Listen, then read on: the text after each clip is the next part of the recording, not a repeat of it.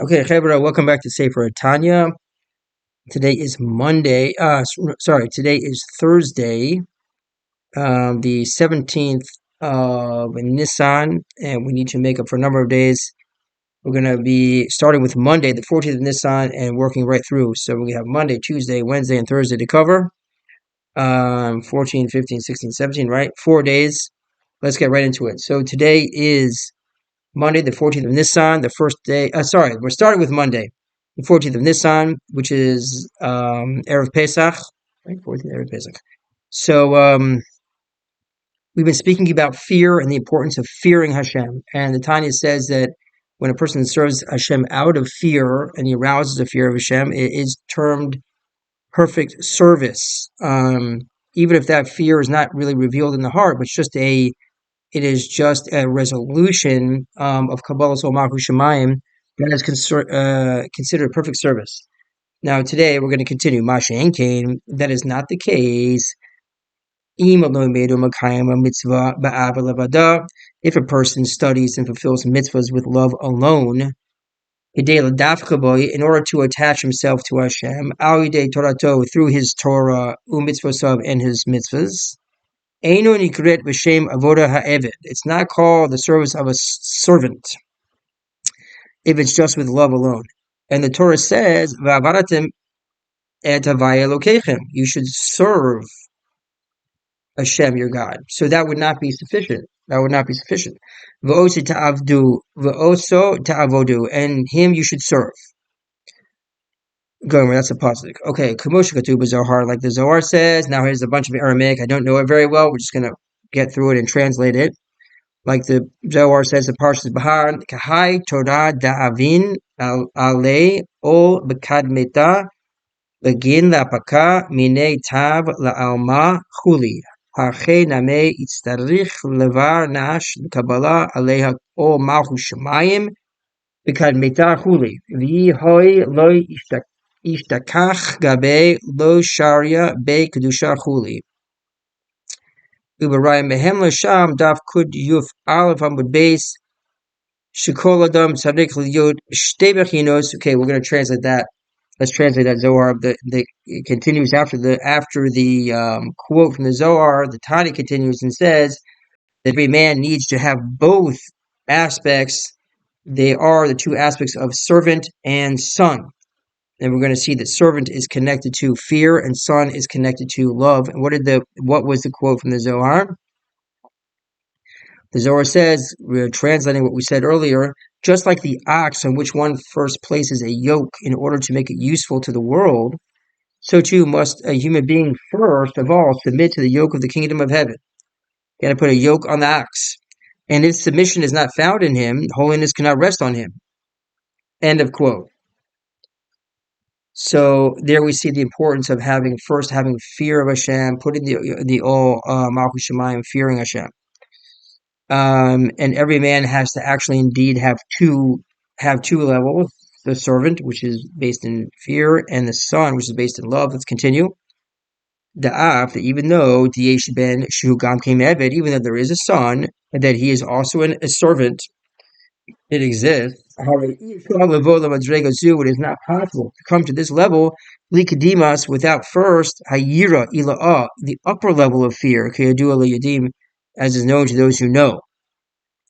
Because we talk about yira tata and yira ila'ah. There's two levels of fear, the lower level and the upper level, and he's not getting into that right now, the differences. But be that as it may, in order to have both, a person has to arrive at the upper level of fear. That's interesting. So that really emphasizes the importance of fear. V'hine, and behold, af mishigam b'mochel u'machshavto eno magish shum yirab abusha, even someone that also in his mind and in his thoughts, he does not feel any fear or shame. Nay, because of the smallness of the quality of his soul, mimkor, in its root, chutzbah, from which it was hewn, and his soul, because it's originating in the lower worlds of the Yud sphere to the Siyah, meaning his soul originates in the lowest world of the world of a Siyah. And because his soul originates from a, so to speak, a low place, even though we said earlier that all the worlds have in it the essence of Hashem, but more in a revealed way, the way his soul came down to become dressed up in a body, it came all the way down through the world of Asiya, the lowest world. Alpha became, despite that he doesn't feel it, Ma'achar shemitkaven ba'avodato kedei la'avodat melech, even though he doesn't feel it, since that he intends in his service to serve Hashem, to serve the king. Harezu avodah gemura. That is a complete service. He simply resolves to serve Hashem. Ki hayira va'avoda nachshava l'shtei mitzvot b'minyan tariag v'enu makavot zu. And the fear and the service are considered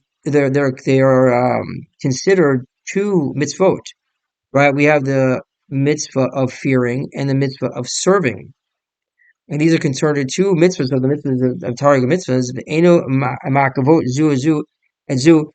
One does not oppose the other or get in the way of the other. How could that happen? Let me see something here.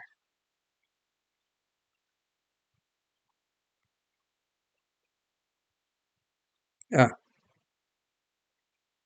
okay. We actually went past Monday, so um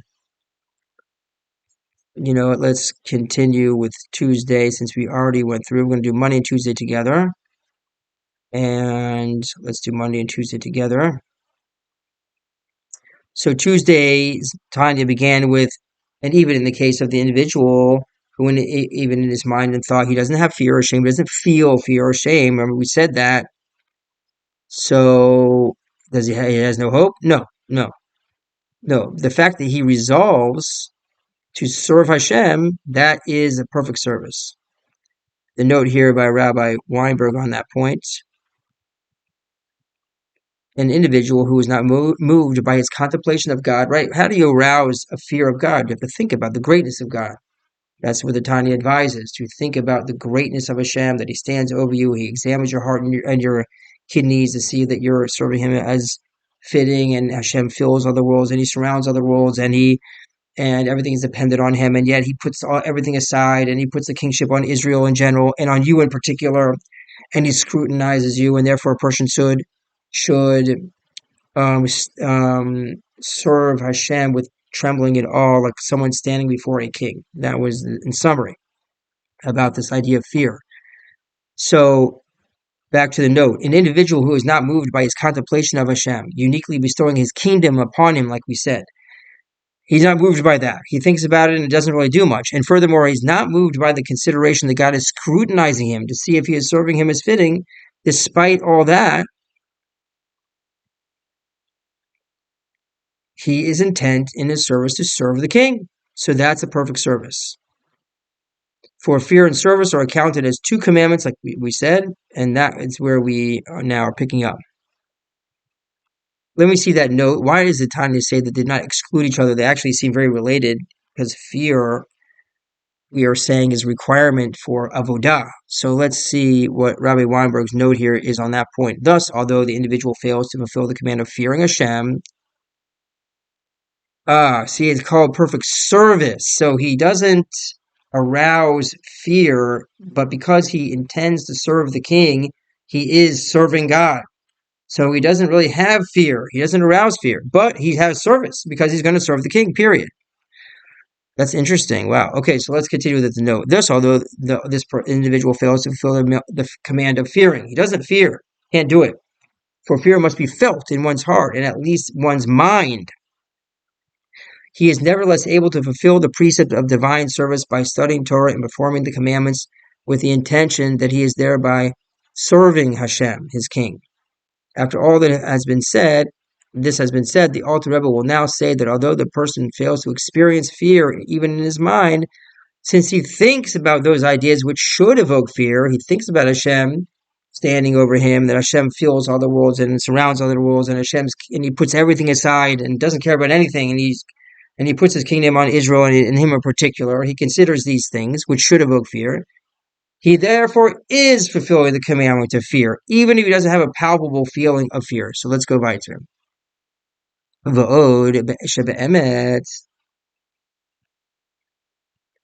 And furthermore, in truth,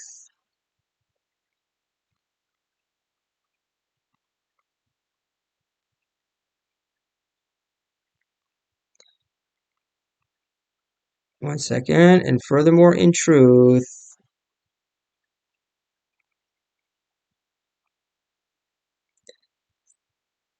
Makayim ga mitzvah yira, a person is fulfilling the mitzvah of yira.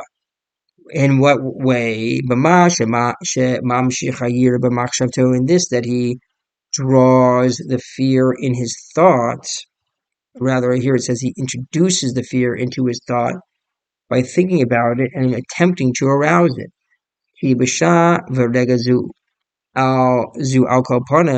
the time, in that moment, at least, Lord of Shemayim Alav Al Kalpanim, there is, in fact, a fear of heaven upon him. Kimura Basar Vadam, like at least like one's fear of a presence, at least like one's fear in the presence of an ordinary mortal, even not a king, who is watching him. So he's able to arouse that type of fear. Kimura Basar Vadam, the Hedyot, like the fear of a regular person standing there. She'edo Melech Hamid even not a king, when he would refrain from doing anything unseemly in someone else's eyes. He's not going to violate horrific things when someone's right there. So he has a certain fear of Hashem. Shibnimna ba'avuroi milasot devar she'edu hagoin ve'enav, that he is refraining from doing anything unseemly in the other's eyes. In this case, it's Hashem. He's able to arouse this level of fear. Shizu nikra ira, that's called fear. So what's missing? What's missing is kind of like the palpable emotional feeling. But the bottom line is his behavior is restricted. He disciplines himself and he serves the king. So he has what's called fear. Kamosha Amar Rabban Yochanan ben Zakkai, the Talmud, like Rabbi Yochanan ben Zakkai said to his students, Yehi Ratzod, may it be Hashem's will, Sheyeh Morah Shemayim Aleichem, that the fear of heaven will be upon you, Kamoida, like the fear of Basar Vadam, etc., like the fear of a man. Where Rabbi Weinberg notes, whereupon his disciples protested, "That's it? Just like that's all?" He responded that the proof that this is indeed a true form of fear is as follows: For you know that when a person commits a sin, he says to himself, "I hope no one sees me." Teda, you know, said responded Rabbi Yochanan, Kishadam oivera veira, when a man commits a sin, Omer, he says, Shelo yareni adam, that a person should not see. At any rate, we note that this man, note by Rabbi Weinberg, at any rate, we note that this manner of fear is duly designated as fear, because it distances a person from sin. Accordingly, attaining this level of fear through meditation amounts to a proper fulfillment of the command to fear Hashem. This is called Yira Tata. Now we get into what is the difference between Yira Ilah and Yira Tata. So this that we discussed, this type of fear that causes a person to not do the wrong thing, even though it's not a palpable emotion, is called Yira Tata. Rakshi Yirazu Nikra Yira Tata, the low level of fear of Yira's hate and the fear of sin. Chikodemet, which precedes Lechachmato, which precedes wisdom. It is only a lower level of fear, a fear of transgressing, rather than a fear of Hashem himself. While the higher level of fear of a Yira Ila'ah, who Yiras Boshet, it's shame, being abashed and overawed in Hashem's presence. The Isira, there's two kinds of fear. The lower level of fear, which leads to the performance of Torah mitzvahs, because the lower level of fear is going to motivate a person to do the right thing and not the wrong thing. And the higher level of fear, which results in the proper performance of Torah mitzvahs, gets more. He adds the word proper performance in the note. Okay. But without any fear at all, I will believe kalau if he has no fear. Lo parchele ela ba'avalavada. It doesn't fly up with lone alav. The Torah mitzvahs don't, as the expression here says, fly up. A love alone doesn't cut it. There must be fear. Kimosha oif, like a bird, Eina Yeho is not able to fly with one wing. For fear and love are the two wings, as it says in Tikkun Zohar. Fear and love, hein gadfin. They are two wings, like it says in Tikkun Zohar. Note from Rabbi Weinberg: the spiritual wings of love and fear of God elevate the Torah mitzvahs performed under their impetus to the supernal sphirot. They now enter into the supernal sphirot of the upper worlds, Yitzira, Bria, and we said by very unique people into the world of Atzilus, as explained in the previous chapters. When one lacks the fear of God and acts only out of love, he does not arouse fear. He is operating only with one wing, thus making it not possible for his Torah mitzvahs to soar on high. Similarly, fear, which, by the way, as a quick note, my own thought that, fear is a very powerful thing going on in the world. Why people do things? People do things out of fear. People are afraid. A lot of what they do is because of fear, and we see that fear is a motivating thing. Okay, and usually in a bad way. Okay, people are operating out of fear in not a good way. But here we see the power of arousing fear of Hashem, because when you arouse fear of Hashem, then that leaves you calm, because Hashem is your father and Hashem cares about you, and your heart really becomes. When there's a fear of Hashem, there's like calmness. This is my note now about power of fear. It's not like, the fear that we have normally is a debilitating fear, but the fear of Hashem leaves you like a rock. Okay, that's just my thought. Let's continue in the Tanya.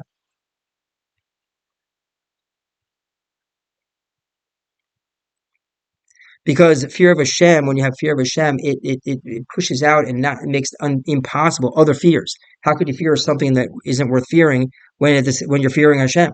See how powerful that is? Okay. Weiter. So we see that you have to have both wings. V'chein, and so too, a year levadot, also fear alone, he cannot echad. It's one wing. Fear alone is not sufficient. It doesn't go above, it doesn't fly up above with only one wing. But it is called the service of it is called service. That's interesting. So when you have fear and only fear, your service does not fly up, because it requires both wings. You need love and fear and love and fear and love. But it does accomplish something, that you are a servant. It says here, so therefore, in order to have them fly above, you have to also have the service of a son, which is love. To arouse the natural love, at least. Which is hidden in the heart. That it becomes revealed. That it becomes revealed in his mind, at least in his mind. He's called to remember Hashem, to remember his love for Hashem, because he has it already. To Hashem Echad, to the one God, in his thought, and in his will, the dafka boy, to attach himself to him, blessed be he. And this should be his intention when he studies the Torah or he's involved with a mitzvah. What is that intention? The dafka boy, to become attached to him, nafsho, his soul, elokit, his godly soul, ve'achionit, and his vitalizing soul, to become attached to Hashem, uluvu shehen, and their garments. What are the garments? Thought, speech, and action, like we spoke about above. So we spoke about above that the garments of the soul, whether it is the evil side or the good side, the expression of the soul is its thought, speech, and action. So how do you attach yourself to God? I said earlier in Tanya, by utilizing your thought for Torah mitzvahs, your speech for Torah mitzvahs, and your action for Torah mitzvahs, because Hashem is one with the Torah mitzvahs. and so is your godly soul. And by doing that, you also schlep in the vitalizing soul and body, because it's through their agency that you're able to think, speak, and do Torah mitzvahs. So the last note from Rabbi Weinberg, in summary: a Jew's divine service must embrace both that of a son who serves his father out of love, and that of a servant who serves his master out of fear. That concludes Monday and Tuesday, and we will continue with Wednesday and Thursday in the next videos. See you then.